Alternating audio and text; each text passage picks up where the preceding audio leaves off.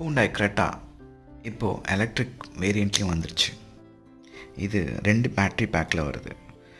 42 kilowatt standard range and 51.4 kilowatt long ரேஞ்சில் வருது. என்னோடய சாய்ஸ் 51.4 கிலோவாட் லாங் ரேஞ்சாக தான் இருக்கும். ஏன்னா இது தான் 284 கிலோமீட்டர்ஸ் ப்ராக்டிக்கல் ரேஞ்ச் தருது.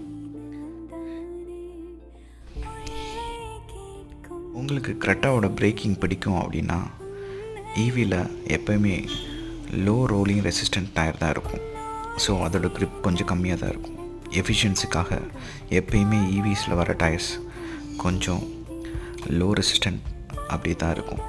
இதனால் கொஞ்சம் பிரேக்கிங்கில் உங்களுக்கு டிஃப்ரென்ஸ் தெரியலாம். பட் புதுசாக க்ரெட்டா ஓட்டுறாங்கன்னா அவங்களுக்கு அந்த வித்தியாசம் தெரியாது.